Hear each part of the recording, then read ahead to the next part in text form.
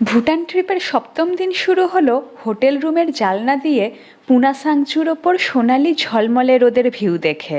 Good morning travel ফ্রিক্স, আজকে আমার ট্রিপের 7th ডে। এখন বাজে সকাল 8টা। আমরা যাচ্ছি এখন ব্রেকফাস্ট করতে। কালকের ডিনারটা তো খুব একটা ভালো লাগেনি, তো দেখা যাক ব্রেকফাস্ট এখানকার কেমন হয়। So this is the dining area.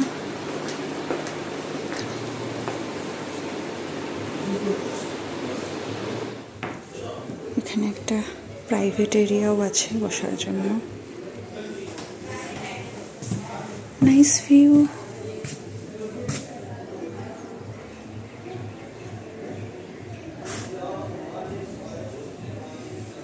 তো এখানে ব্রেকফাস্ট হলো বুফে সিস্টেম।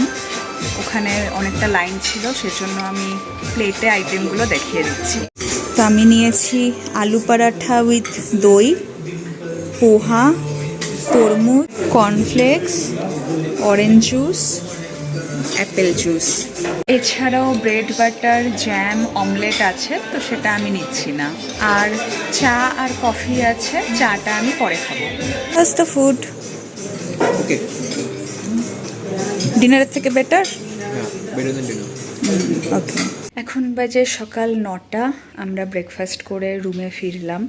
এখানকার খাবার কোয়ালিটি আমার একদমই পোষালো না, কারণ এর আগে যেই সব হোটেলগুলোতে ব্রেকফাস্ট করেছিলাম সেগুলোতে অনেক বেশি অপশান ছিল এবং সেই আইটেমগুলোর টেস্টও অনেক বেটার ছিল। এখানে তো চাটার পর্যন্ত টেস্ট আমার একদমই ভাল লাগলো না। আমাদের 3rd আর 4th ডেতে আমরা ছিলাম জিংখামে, পুনাখাতে, আর এবার ছিলাম ওয়াংডিউয়ের কিঙ্গালিংয়ে। তো দুটার মধ্যে জিংখাম ফার বেটার ছিল। আপনারা যখন পুনাখা ঘুরতে আসবেন, ট্রাই টু অ্যাভয়েড কিঙ্গালিং, কারণ এটার ভিউ ছাড়া আর সেরকম কোনো প্লাস পয়েন্ট নেই। রুমগুলো নো ডাউট সুন্দর, কিন্তু খাবার নট সো গুড। যাই হোক, এখন আমরা প্যাকিং করব চেক আউটের জন্য। আজকে আমাদের গাইড 10টার সময় আসবে, তো দেন আমরা পুনাখা থেকে পারোর উদ্দেশ্যে রওনা দেব। তো এখন বাজে সকাল 10টা। আমরা রওনা দিচ্ছি পারোর উদ্দেশ্যে, আর অন দ্য ওয়ে যদি কিছু সাইট সিইং থাকে সেগুলো করতে করতে যাব। 1 ঘন্টা জার্নির পর আমরা একটা ভিউ পয়েন্টে এসে দাঁড়িয়েছি। এখান থেকে পুরো হিমালয়ান রেঞ্জটা খুব সুন্দর দেখা যাচ্ছে।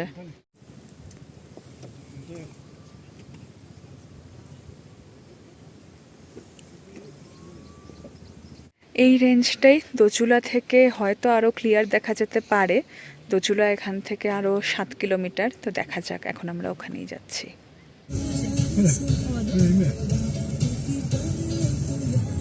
11টা 20 বাজে আমরা এসে পৌঁছলাম দোচুলা। আগের দিন প্রচণ্ড ক্লাউডি ছিল, মাউন্টেন রেঞ্জগুলো দেখা যাচ্ছিল না, বাট আজকে পুরো ক্লিয়ার।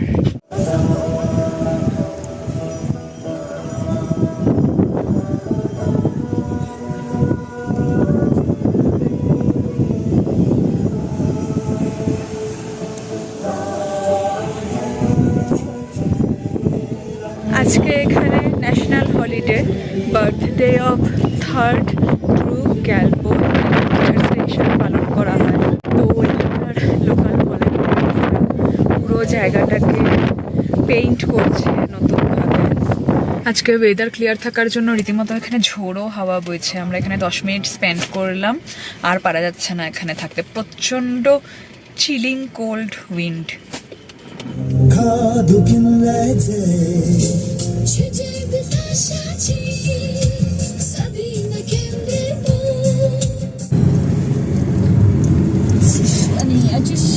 দুপুর 12টা বাজে আমরা এসে পৌঁছেছি থিম্পুতে। এখানে একটা ভিউ পয়েন্ট থেকে পুরো টাউনটা খুব সুন্দর দেখা যাচ্ছে। চলুন আপনাদেরকে ভিউটা দেখিয়ে দিই।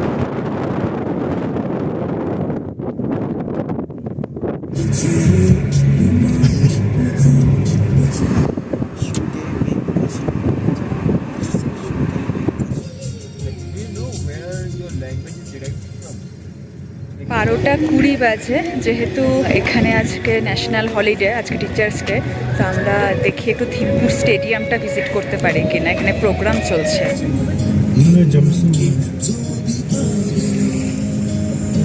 বিভিন্ন স্কুলের স্টুডেন্ট এবং টিচাররা একত্রিত হয়ে মহাসমারোহে পালিত হচ্ছিল শিক্ষক দিবস।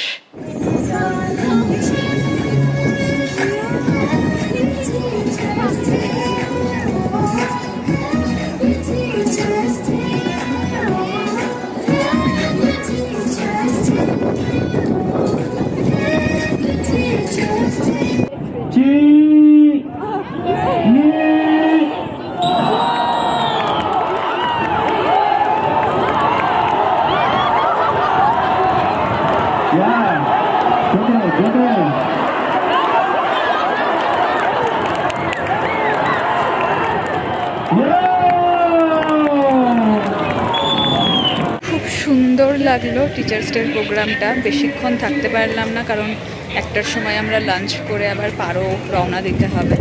তো মোটামুটি 15 মিনিট মতো এনজয় করলাম। এখন বাজে দুপুর 1টা, আমরা যাচ্ছি লাঞ্চ করতে। আগের দিন থিম্পুতে ট্র্যাডিশনাল রেস্টুরেন্টটা ট্রাই করতে পারিনি, তো আজকে আমাদের গাইড আমাদেরকে সেই রেস্টুরেন্টে নিয়ে যাচ্ছে। তো আমরা স্টেডিয়াম থেকে প্রায় 10 মিনিটের ড্রাইভ করে পৌঁছলাম একটা ট্র্যাডিশনাল রেস্টুরেন্টে, যেটার নাম হলো হেরিটেজ হোম। হোটেলটি 120 বছর পুরনো একটি মাটির দোতলা বাড়িকে সংস্কার করে তৈরি করা হয়েছে। বলিউড অ্যাক্ট্রেস দীপিকা পাডুকোন এখানে এমাদাত শিখে খুব প্রশংসা করেছিলেন। এখানে ট্র্যাডিশনাল ভুটনিস ধাঁচে খাবার বানানো এবং পরিবেশন করা হয়।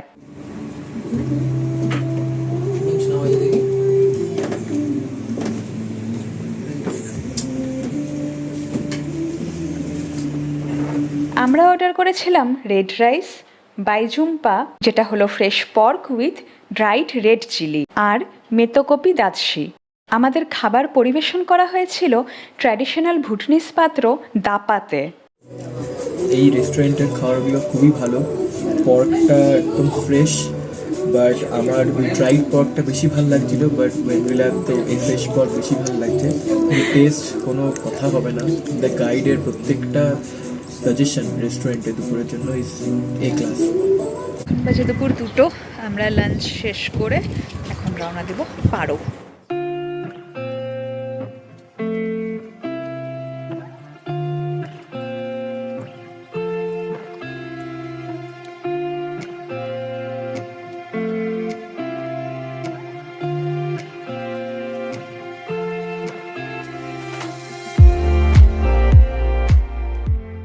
অনেক 3টে বাজে, আমরা এখন পারোতে এন্টার করে গেছি। তো একটু রেস্ট নেওয়ার জন্য পাছুর তীরে আমরা এখন একটু হাঁটতে নেমেছি। পাছু হলো পারো নদী।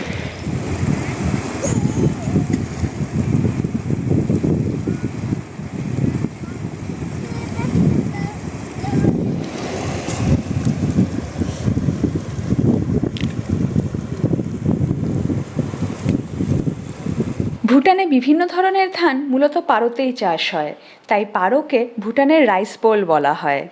আমাদের পরবর্তী গন্তব্য ছিল পারো এয়ারপোর্ট ভিউ পয়েন্ট। 3টে বাজে আমরা এসে পৌঁছেছি পারো এয়ারপোর্ট ভিউ পয়েন্টে। এটা হলো ওয়ার্ল্ডের 10টা মোস্ট ডেঞ্জারাস এয়ারপোর্টের মধ্যে একটা। এখানে প্লেন টেক অফ বা ল্যান্ডিংয়ের আগে পাইলটদের স্পেশাল ট্রেনিং দেওয়া হয় এবং উচ্চ প্রশিক্ষণপ্রাপ্ত পাইলটরাই এখানে বিমান চালান। পারো এয়ারপোর্ট ভিউ পয়েন্ট দেখে এখন আমরা যাচ্ছি পারো জং।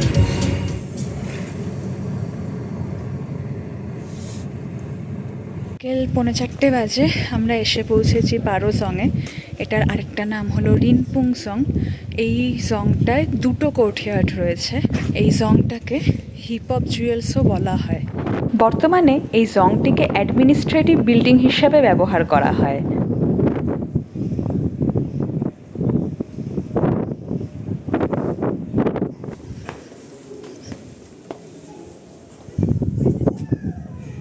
সেকেন্ড কোর্টইয়ার্ডে একটা অ্যাসেম্বলি হল রয়েছে, যার ভেতরে রয়েছে শাক্যমুনি বুদ্ধের 18 বছর বয়সের একটা মূর্তি। সেটা রাখা হয়েছে ইউথদের মোটিভেট করার জন্য।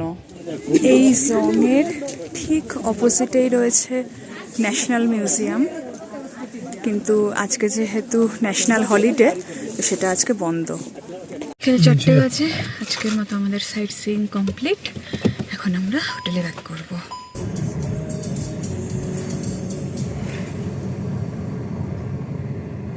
বিকেল 4:45 বাজে আমরা এসে পৌঁছালাম আমাদের পারোর হোটেলে। এখানে আমাদের বুকিং রয়েছে অলওয়েজ ওয়েলকাম হোটেলে। চলুন এবার আপনাদেরকে আমাদের রুমটা দেখিয়ে দিই। এই হলো আমাদের রুম নাম্বার 101। আমার বর প্রচণ্ড টায়ার্ড। এখানে দুটো সিঙ্গেল বেড রয়েছে, যেগুলো টাউন ভিউ রুম এই হোটেলের সবগুলোতেই সিঙ্গেল বেড রয়েছে।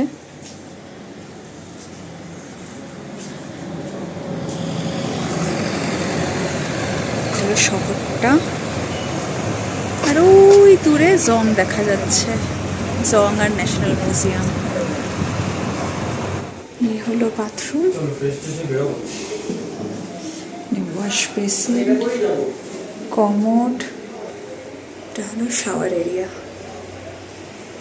এই হলো এখানকার মেনু কার্ড, প্রচুর আইটেম রয়েছে। হোটেলটার একটা নেগেটিভ পয়েন্ট রয়েছে, লিফট নেই।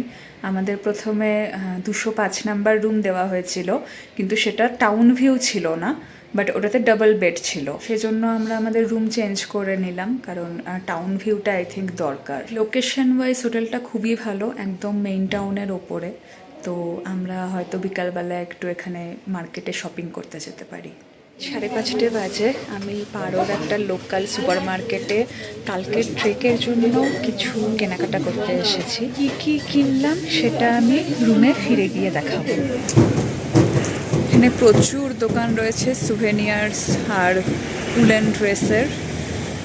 6:30 বাজে আমরা আমাদের হোটেলে ব্যাক করলাম।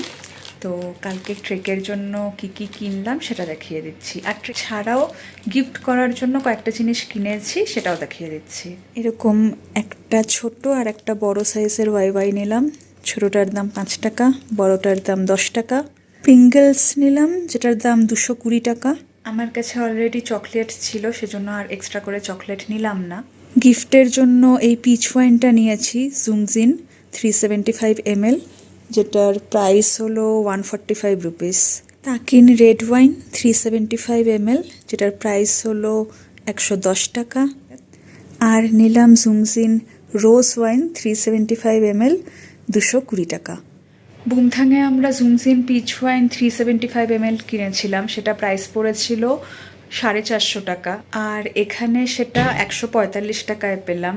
সো বুমথাংয়ে বিশাল ঠকা ঠকেছি।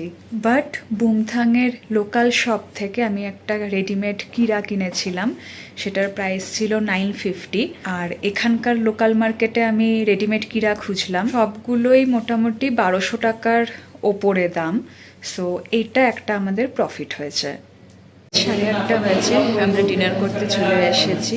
আজকে আমরা অর্ডার করেছি হোয়াইট রাইস, জাসাপা যেটা হলো চিকেনের একটা আইটেম, আর হোয়েনসে দাতশি যেটা হলো রাইস শাক উইথ চিজ।